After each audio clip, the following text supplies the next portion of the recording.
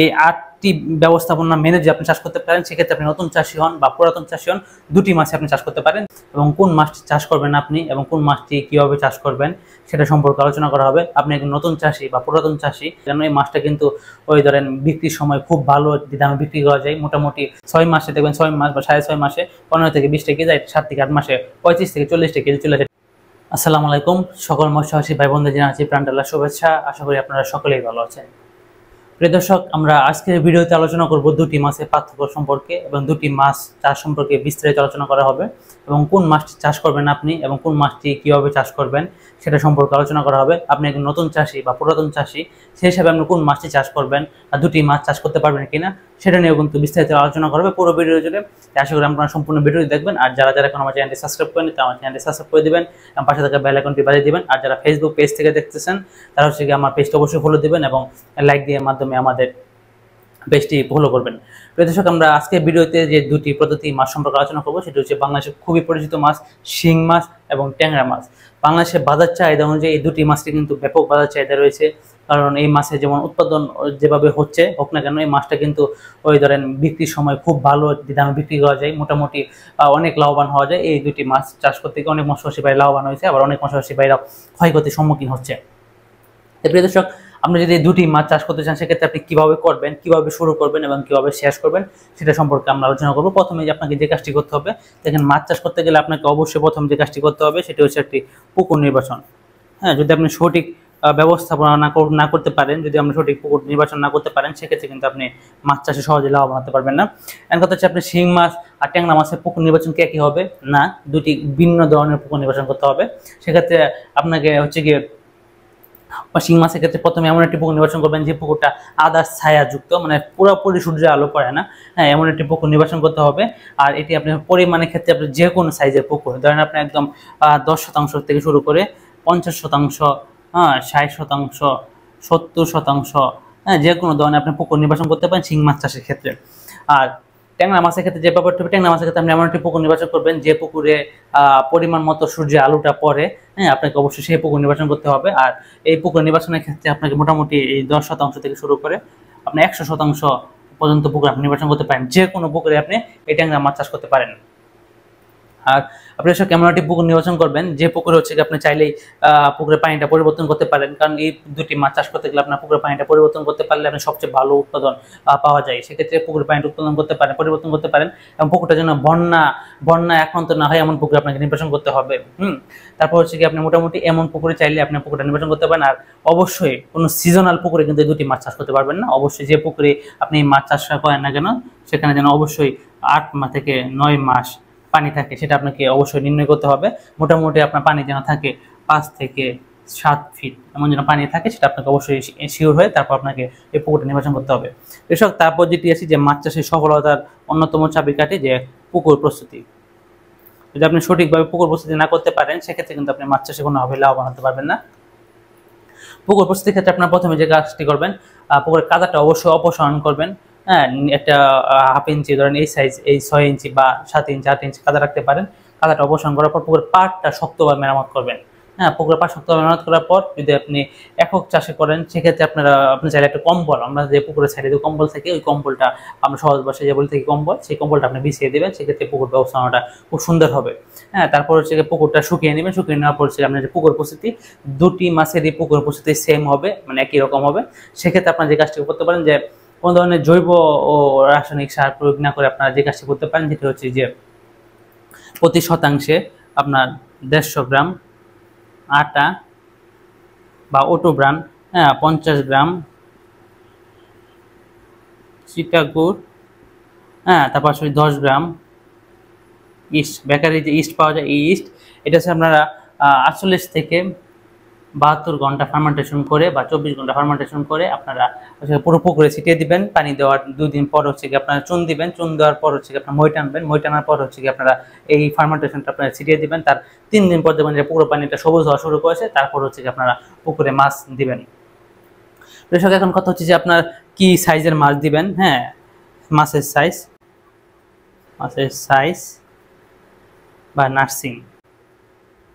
দেখেন, আপনি যখন হচ্ছে শিং মাছ বা ট্যাংরা মাছ আপনি চাষে দিবেন, সেক্ষেত্রে আপনি যে কোনো সাইজের মাছটা চাষে দিতে পারেন। সেক্ষেত্রে সবচেয়ে বেশি ভালো হয় 4000 থেকে 5000 লাইনে মাছটা নিয়ে আপনারা সরাসরি চাষে দিতে পারেন। তাছাড়া হচ্ছে কি আপনারা চাইলে নার্সিং করে আপনারা চাষে দিতে পারেন। নার্সিং করে নিলেও ভালো, নার্সিং করার ব্যবস্থা না থাকে সেক্ষেত্রে কিন্তু সরাসরি আপনারা চাষে দিতে পারেন 4000 থেকে 5000 লাইনের মাছটা। কিন্তু আপনাকে যে কাজটি করতে হবে, যদি আপনি শিং মাছ চাষে দেন সেক্ষেত্রে কিন্তু খুব দূর থেকে যদি আপনারা পোনাটা সংগ্রহ করেন, সেক্ষেত্রে 4000 থেকে 5000 লাইনে পোনাটা সংগ্রহ করবেন।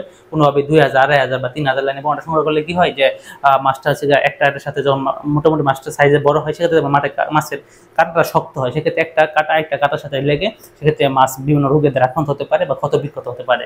সেক্ষেত্রে আপনারা 4000 থেকে 5000 লাইনের মাছ সংগ্রহ করে আপনারা চাষে দিবেন। আর ট্যাংরা মাছের ক্ষেত্রে মোটামুটি 3000, 4000 যে কোনো লাইনের মাছটা আপনি সংগ্রহ করে চাষে দিতে পারেন। দুটি মাছের ক্ষেত্রে হচ্ছে আপনার নার্সিং যদি আপনার করা সম্ভব হয়, সেক্ষেত্রে নার্সিং করতে পারেন বা সরাসরি আপনার চাষে দিতে পারেন। এখন কথা হচ্ছে যে এই মাছটার ঘনত্ব। দেখেন, মাছ চাষের সফলতা সবচেয়ে বড় যে চাবিকাঠি সেটা হচ্ছে মাছের ঘনত্ব মেনটেন করে আপনি মাছটা চাষে দিচ্ছেন, সেক্ষেত্রে আপনি সফল হবেন। এখন কথা হচ্ছে আমাদের দেশের মৎস্যবাসী ভাইয়েরা এই দুটি মাছ চাষ করতে সবচেয়ে বেশি লসের সম্মুখীন হয়, তার ঘনত্ব মেনটেন করে না। যেমন অনেকে হচ্ছে কি ধরেন 6000 কেজি মাছ হচ্ছে, সেক্ষেত্রে 5000 কেজি ধরে নিয়ে আসছে যে হ্যাঁ কেজিতে 1000 লাভ হয়েছে, এই চিন্তা ভাবনা করে তারা মাছটা দিয়ে দেয়। সেক্ষেত্রে সঠিক ঘনত্ব থাকে না এবং সঠিক ব্যবস্থাপনা থাকে না, সেক্ষেত্রে আপনি লসের সম্মুখীন হতে হয়। আপনি যদি একদমই নতুন চাষি হতে পারেন, সেক্ষেত্রে হচ্ছে আপনার শিং মাছ 1500 পিস, 1500 থেকে 1200 পিস প্রতি শতাংশ দিতে পারেন। দেখেন, আমাদের অনেক মৎস্যবাসী বাইরে কিন্তু প্রতি শতাংশে 4000 থেকে 8000 পিস মাছ দিয়ে থাকে প্রতি শতাংশে। যদি আপনারা শিং মাছ চাষ করতে চান, কিন্তু তাদের যে হিসাবটা সেই হিসাব আপনার সাথে করা চলবে না। আপনি নতুন চাষি, অভিজ্ঞতা নেই, সেক্ষেত্রে আমি বলবো যে 1500 থেকে 1200 লাইনের মাছ মানে পিস মাছ প্রতি শতাংশে দেওয়ার জন্য সেক্ষেত্রে একটি 12 উৎপাদন হতে পারে। আর যদি আপনি একদম অভিজ্ঞ হন, সেক্ষেত্রে তাহলে আপনি চাইলে 4000 থেকে 8000 মাছ আপনি প্রতি শতাংশ দিতে পারেন। তবে সেক্ষেত্রে আপনার অভিজ্ঞতার প্রয়োজন রয়েছে, রিস্কের একটা ব্যবস্থা থাকে, ওইগুলো সব চিন্তা করে যদি আপনি পারেন সেক্ষেত্রে দিতে পারেন। তবে আমরা সাজেস্ট করি 1500 থেকে 1200 পিস মাছ প্রতি শতাংশে দেওয়ার জন্য। আর ট্যাংরা মাছ হিসাবটা হচ্ছে কি আপনারা প্রতি শতাংশে 1000 থেকে 1200 পিস মাছ আপনি দিবেন। তবে আমাদের ময়মনসিংহ বিভাগে অনেক মৎস্যবাসী ভাইরা তারা হচ্ছে এখানে শতাংশে 2000 থেকে 2500 পিস মাছ দিয়ে থাকে। সেক্ষেত্রে তাদের যে মতামত, যে তারা মনে থাকে যে এই কম ঘনত্বের মাছ দিলে নাকি ট্যাংরা মাছের সঠিক উৎপাদনটা হয় না, তাই সেক্ষেত্রে তারা 2000 থেকে 2500 মাছ দিয়ে থাকে এবং তারা সঠিক উৎপাদন তারা পেয়ে থাকে। হ্যাঁ, তারপর হচ্ছে গিয়ে খাদ্য। দেখেন, মাছ চাষের সবচেয়ে বড় যে খরচের জায়গা সেটা হচ্ছে খাদ্য। আপনাকে খাদ্য অবশ্যই দিতে হবে। আপনাকে অবশ্যই দুটি মাছের ক্ষেত্রে 35 থেকে 30% প্রোটিন সমৃদ্ধ খাবার দিতে পারেন। শেষের দিকে চাইলে 28 পর্যন্ত আসতে পারেন, এটা একদম শেষের দিকে। আপনি দুটি মাছের ক্ষেত্রে সেম আপনার 35 থেকে 30, মোটামুটি 30 থেকে 35 না, 35 থেকে 30% প্রোটিন সমৃদ্ধ খাবারটা দেবেন। আর এই মাছ চাষের সবচেয়ে বড় যে বিষয়টি সেটা হচ্ছে FCR। হ্যাঁ, মোটামুটি হচ্ছে গিয়া 1600 গ্রাম FCR আসে, 1600 গ্রাম FCR আসে দুটি মাছের ক্ষেত্রে। মোটামুটি 1600, 1500, 1550 এমন একটা FCR আসে দুটি মাছের ক্ষেত্রে। যদি আপনারা সঠিক প্রোটিন সমৃদ্ধ খাবার এবং সঠিক গুণগত মানসম্পন্ন মাছের পোনা সংগ্রহ করে আপনারা সঠিক ব্যবস্থা যদি আপনি মাছ চাষ করতে পারেন, সেক্ষেত্রে আপনারা FCR আসে 1600 গ্রাম বা 1550 বা 1500 থেকে 1600 গ্রাম এই মাছের FCR আসে, দুটি মাছের FCR আসে।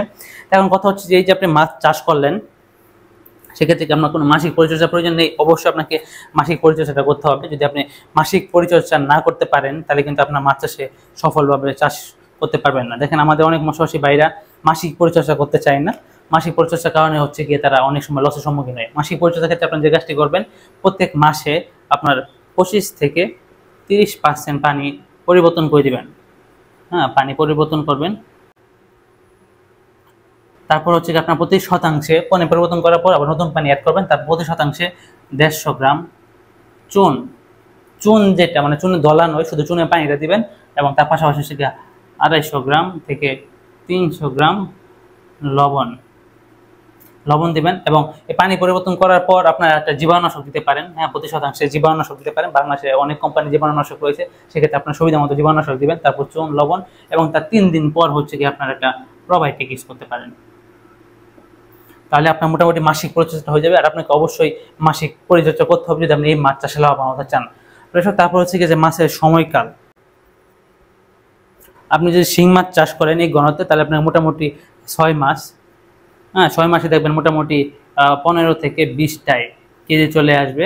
আর যদি আপনি ট্যাংরা মাছ চাষ করেন, সেক্ষেত্রে আপনাকে অবশ্যই 7 থেকে 8 মাস অপেক্ষা করতে হতে পারে। এই 7 থেকে 8 মাসে দেখবেন 35 থেকে 40টায় কেজি চলে আসবে আপনার ট্যাংরা মাছ। দেখেন এই ক্ষেত্রে সমস্যা হতেই হয়, আমাদের অনেক মৎস্য সেবারে আমাদের বলে থাকে যে তারা এই মানে একটা হ্যাঁসের সাথে যোগাযোগ করছে, সেক্ষেত্রে তারা বলতে 20 থেকে 25টাই কেটে চলে আসে 7 থেকে 8 মাসে। আসলে ট্যাংরা মাছ 20 থেকে 25টা কেটে চলে আসে না, ওটা হচ্ছে গুলশা মাছ। সেক্ষেত্রে আপনারা অবশ্যই এদের থেকে অবশ্যই বিরত থাকবেন। বর্তমান সময় দালালদের ফাঁদ কিন্তু অনলাইন প্ল্যাটফর্ম সবচেয়ে বেশি, সেক্ষেত্রে আপনাকে অবশ্যই বিশ্বস্ত স্বনামধন্য হ্যাঁসে থেকে মাছটা সংগ্রহ করবেন এবং মাছের চাষকাল আপনাকে অবশ্যই মেনে চাষ করতে হবে। কৃষক এই 6 মাসে দেখবেন, 6 মাস বা 6.5 মাসে 15 থেকে 20টা কেজি, 7 থেকে 8 মাসে 35 থেকে 40টা কেজি চলে আসে ট্যাংরা মাছ। কৃষক এভাবে যদি আপনারা এই 8টি ব্যবস্থাপনা মেনে যদি আপনি চাষ করতে পারেন, সেক্ষেত্রে আপনি নতুন চাষি হন বা পুরাতন চাষি হন, দুটি মাছে আপনি চাষ করতে পারেন। তবে তারপর যদি আপনি একদম নতুন চাষি হন, সেক্ষেত্রে আমি বলবো যে ট্যাংরা মাছ চাষ করতে পারেন। ট্যাংরা মাছের রোগ প্রতিরোধ ক্ষমতাও ভালো, শিং মাছের রোগ প্রতিরোধ ক্ষমতা ভালো। তবে নতুন চাষ হিসেবে আপনি ট্যাংরা মাছ শুরু করতে পারেন। চাইলে কিন্তু আপনি দুটো শুরু করতে পারেন। যদি আপনারা এই 8টি পয়েন্ট মেনে আপনারা চাষ করতে পারেন, সেক্ষেত্রে চাষ করে আপনারা অবশ্যই লাভের সম্মুখীন হবেন। আপনি সব মাছ চাষে লাভবান হতে গেলে কিন্তু আপনাকে অবশ্যই গুণগত মানসম্পন্ন মাছের পোনাটা সংগ্রহ করতে হবে। সেই গুণগত মানসম্পন্ন মাছের পোনা যেন আমরা বাইবে হ্যাঁসের নাসের পরিবার রয়েছে আপনাদের পাশে।